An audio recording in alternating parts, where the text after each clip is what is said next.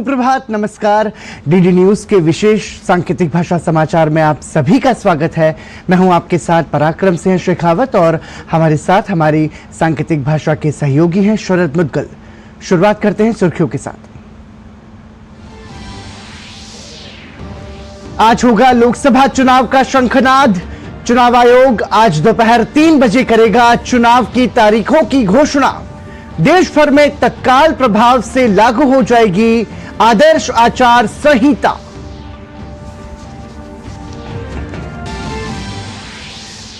प्रधानमंत्री नरेंद्र मोदी आज तेलंगाना और कर्नाटक के दौरे पर। तेलंगाना के नगर कुर्नूल और कर्नाटक के कलबुर्गी में करेंगे जनसभाएं।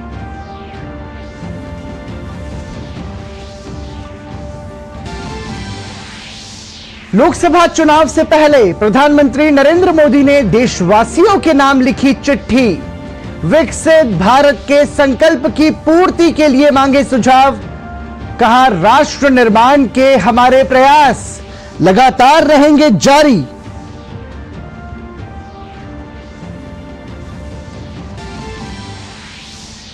दिल्ली शराब घोटाले मामले में दिल्ली के मुख्यमंत्री अरविंद केजरीवाल की आज होगी अदालत के सामने पेशी।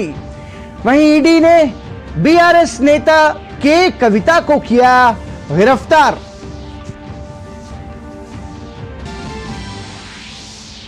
और खेलों की खबरों में महिला प्रीमियर लीग के फाइनल में पहुंची आरसीबी। एलिमिनेटर राउंड में मुंबई इंडियंस को 5 रन से दी शिकस्त। रविवार को होने वाले खिताबी मैच में दिल्ली से होगी भिड़ंत।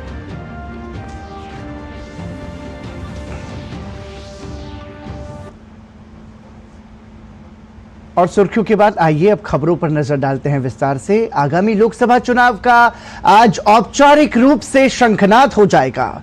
चुनाव आयोग आज दोपहर 3 बजे चुनाव की तारीखों की घोषणा करेगा।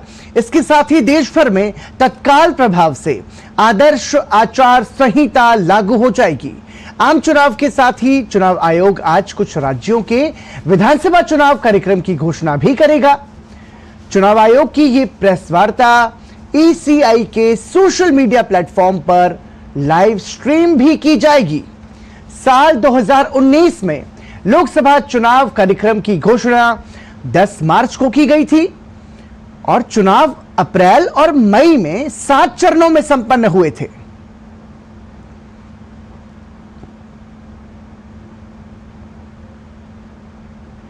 और वहीं प्रधानमंत्री नरेंद्र मोदी ने कल भाजपा के लोकसभा अभियान में की इसकी शुरुआत कर दी। इसी कड़ी में प्रधानमंत्री आज तेलंगाना और कर्नाटक में जनसभाओं को संबोधित करेंगे। प्रधानमंत्री की पहली जनसभा दोपहर 12 बजे तेलंगाना के नगर कुर्नूल जिले में होगी।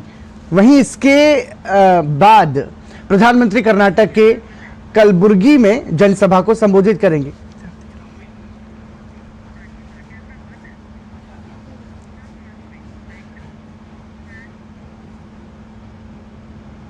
और वहीं प्रधानमंत्री नरेंद्र मोदी ने देशवासियों के नाम पत्र लिखकर विकसित भारत के निर्माण के लिए सुझाव और समर्थन मांगा है। उन्होंने लिखा है कि आपका और हमारा साथ अब 1 दशक पूरा करने जा रहा है। मेरे 140 करोड़ परिवारजनों के साथ विश्वास, सहयोग और समर्थन से जुड़ा ये मजबूत रिश्ता मेरे लिए कितना विशेष है, इसे शब्दों में व्यक्त कर पाना कठिन है। उन्होंने लिखा कि आपके जीवन में आया सकारात्मक बदलाव ही बीते 10 वर्षों में हमारी सबसे बड़ी उपलब्धि, सबसे बड़ी पूंजी है। अपनी हर नीति, हर निर्णय के जरिए गरीबों, किसानों, युवाओं और महिलाओं के जीवन स्तर को सुधारने और उन्हें सशक्त बनाने के लिए कृत संकल्पित सरकार ने जो ईमानदार प्रयास किए हैं, उनके सार्थक परिणाम हमारे सामने हैं।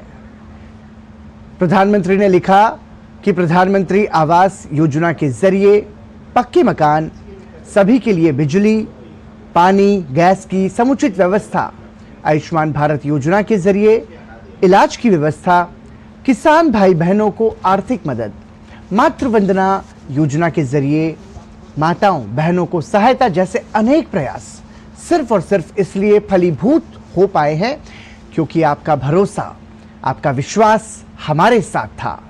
विकास और विरासत को साथ लेकर आगे बढ़ते भारत ने बीते एक दशक में जहां बुनियादी ढांचों का अभूतपूर्व निर्माण देखा, तो वहीं हमें अपनी समृद्ध सांस्कृतिक एवं राष्ट्रीय धरोहरों के पुनरुत्थान का साक्षी बनने का गौरव भी प्राप्त हुआ। अपनी समृद्ध संस्कृति और परंपरा को सहेजकर आगे बढ़ते देश पर आज हर देशवासी को गर्व है। प्रधानमंत्री नरेंद्र मोदी ने लिखा कि आपके विश्वास और समर्थन से ही जीएसटी लागू करना, धारा 370 हटाने, 3 तलाक पर नया कानून, संसद में महिलाओं के लिए नारी शक्ति वंदन अधिनियम, नए संसद भवन का निर्माण, आतंकवाद और नक्सलवाद पर कठोर प्रहार जैसे अनेक ऐतिहासिक और बड़े फैसले लेने से हम चूके नहीं। लोकतंत्र की खूबसूरती जन भागीदारी और जन सहयोग में है। देश हित के लिए बड़े फैसले लेने, बड़ी योजनाएं बनाने और उन्हें सुचारू रूप से लागू कर पाने की शक्ति और ऊर्जा मुझे आपके विश्वास और सहयोग से ही प्राप्त होती रही है। अपने पत्र में प्रधानमंत्री ने आगे लिखा कि विकसित भारत के निर्माण के जिस संकल्प के साथ देश आगे बढ़ रहा है, उसकी पूर्ति में मुझे आपके विचारों, सुझावों, साथ और सहयोग की आवश्यकता है। प्रधानमंत्री ने लिखा कि मुझे विश्वास है कि आपका आशीर्वाद और समर्थन हमें निरंतर मिलता रहेगा। राष्ट्र निर्माण के लिए हमारे प्रयास बिना थके, बिना रुके, अनवरत जारी रहेंगे, ये मोदी की गारंटी है। वहीं दिल्ली शराब घोटाला मामले में दिल्ली के मुख्यमंत्री अरविंद केजरीवाल को बड़ा झटका लगा है। अरविंद केजरीवाल की आज राउज एवेन्यू कोर्ट में पेशी होगी। अरविंद केजरीवाल ने ट्रायल कोर्ट के समन पर रोक की मांग की थी, जिसे सत्र न्यायालय ने ठुकरा दिया। समन पर रोक लगाने की मुख्यमंत्री अरविंद केजरीवाल की याचिका पर 2 दिन चली सुनवाई के बाद सत्र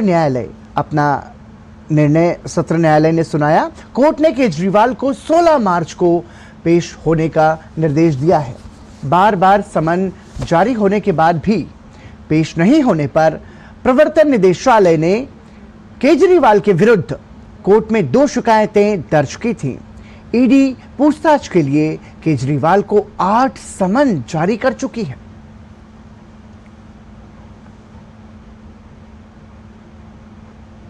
उपराष्ट्रपति जगदीप धनखड़ आज से तेलंगाना के दौरे पर रहेंगे। हैदराबाद के कान्हा शांतिवनम में वैश्विक आध्यात्मिक महोत्सव का आज समापन समारोह होगा।